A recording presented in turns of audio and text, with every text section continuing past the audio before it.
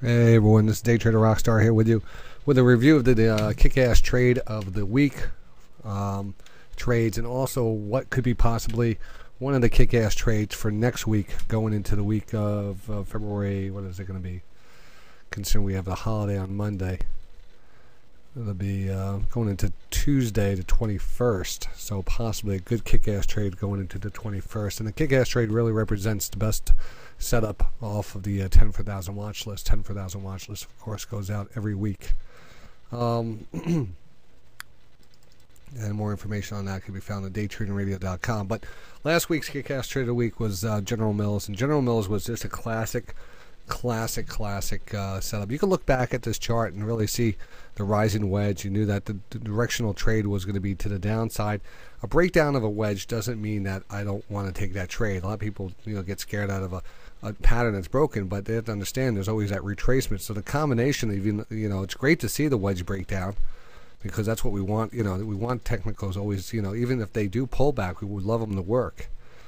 This pulled back here. We got oversold, and we just waited for that 60 minute to set up. The combination of this was right on the 200. It was oversold on the daily, and if we take a look at the 60-minute chart, there was again on the 13th a nice pullback, a coil stochastic on the 60-minute chart, and this is based off the 1-2-3 pattern, which I haven't talked about that much lately. But 3 pivot areas on the on a chart will represent a tradable fourth area. Now, pivots usually on the extreme areas of a channel, which you won't really determine it's a channel until you start to see that channel play out a little bit better. So when we have this pivot area here, we have these 2 areas. Once we establish these 2 areas, then you can pretty much establish that this is going to be that trend line. But once we get down, we started approaching this level and we were pulling back.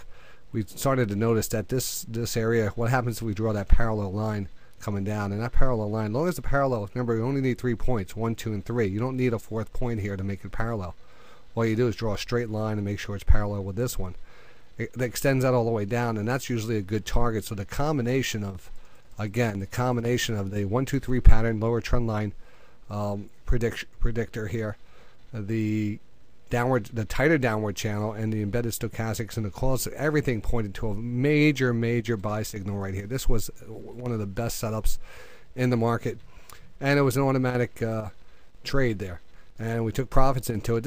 You can see there's a gap down here. This happened actually today. They lowered guidance, but it doesn't matter because we're not in that trade, which it might be setting up again, but not really interested in that one now. And let's see what else we have. Well, we also talked about Corin being the second kick-ass trade of the week, and it actually worked out pretty good. Got a nice little coiled area. We kind of broke out of that 1380, pushed all the way up to $14 today. Then it's pulled back. It's in the midst of a little pullback, and I still think it's very bullish for a break back above $14 and moving on higher. Another recent setup was DuPont. And DuPont was a recent kick-ass trade of the week, a few weeks back, of course, when we did have this recognizable channel, lower trend line. I just noticed today that the daily pulled back, just getting down to an oversold level, but I wasn't paying attention to it.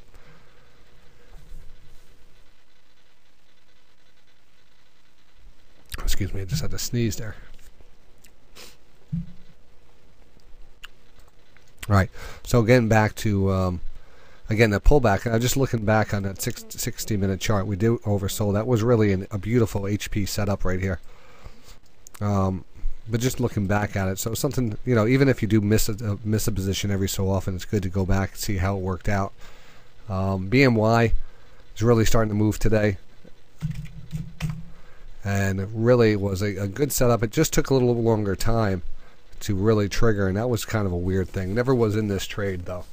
Dunkin' Donuts going into next week looks good, but all right, now we're talking about the possible kick-ass trade for next week.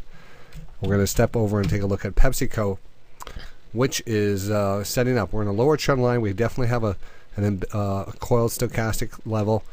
We're definitely just consolidating down here. The possibility of a drop-off one more time, yes, is there. I think going into Tuesday, this will be a HPS setup. The daily is definitely oversold. This is coming out of 5 to 7 day pullback. This is the 7th day of the pullback. This looks absolutely fantastic going into next week. With that, that's what we're looking for as one of the kick-ass trades for next week. I'm going to do my research again starting tomorrow. We get the watch list out for you. You'll probably see if there's any other thing that compares to this. I'll definitely bring it to your attention. Until then, I'll talk to you guys in the markets.